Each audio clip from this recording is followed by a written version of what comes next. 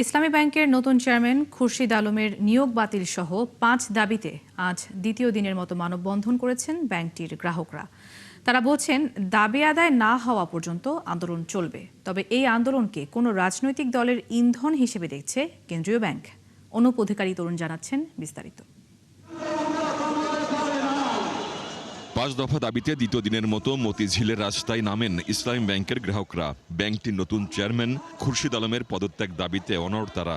আপত্তি তাকে নিয়েই, কারণ সে তো ৫ই আগস্টের পরে সে তো শিয়ালের কাছে মুরগি বাগা দেওয়া যায় না, বুঝতে পারছেন? সে দূষর, সে একবার দুর্নীতি করে বাংলাদেশ ব্যাংক থেকে বিতাড়িত হয়েছে, তাকে আবার এখানে ইসলামী ব্যাংকের চেয়ারম্যান বানানো হবে, এটা আমরা গ্রাহক হিসেবে তাকে মানতে বাধ্য না। এমন একজন ব্যক্তিকে ইসলামী ব্যাংকের চেয়ারম্যান নিয়োগ করা হয়েছে যিনি ব্যাসিস্টের দোসর, যিনি এস আলমকে বাংলাদেশের ব্যাংক ডাকাত লুটেরা হওয়ার ক্ষেত্রে সহযোগিতা করেছেন এবং বাংলাদেশ ব্যাংকের অর্থ পাচারের সাথে যিনি জড়িত। চেয়ারম্যান সাহেব, আপনি আর এই ইসলামী ব্যাংকে আসার চেষ্টা করেন না। যদি চেষ্টা করেন তাহলে আপনার খবর আছে, এই জনগণ কিন্তু আপনাকে ছাড়বে না। এই তাওহীদি জনতার গায়ে এক বিন্দু রক্ত থাকতে এই ইসলামী ব্যাংকের একজন গ্রাহক সারা বাংলাদেশে বেঁচে থাকতে এই রকম খুরশেদ আলমকে বা ইসলামী ব্যাংকের চেয়ারম্যান হিসাবে এই চেয়ারে বসতে দিবে না। আপনার পেট্রো বাহিনীকে আপনি বলে দিন, তারা আজকে যে কোনো মূল্য হোক তারা যেন কোনো প্রকার ষড়যন্ত্র না করে।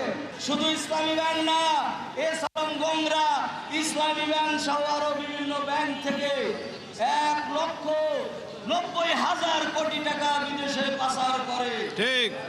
কেন্দ্রীয় ব্যাংকের মুখপাত্র বললেন, খুরশিদ আলম ইসলামী ব্যাংকের চেয়ারম্যান থাকবেন।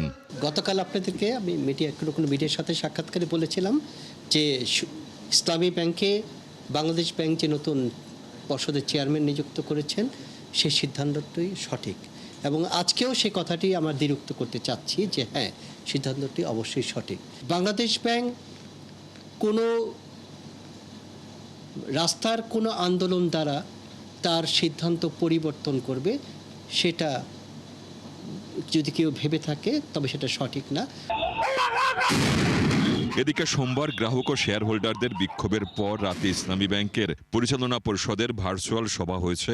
সভায় ব্যাংকটির এমডি ওমর ফারুক খানের পদত্যাগপত্র সর্বসম্মতিক্রমে গ্রহণ করা হয়। অনুপ অধিকারী তরুণ, ৭১, ঢাকা।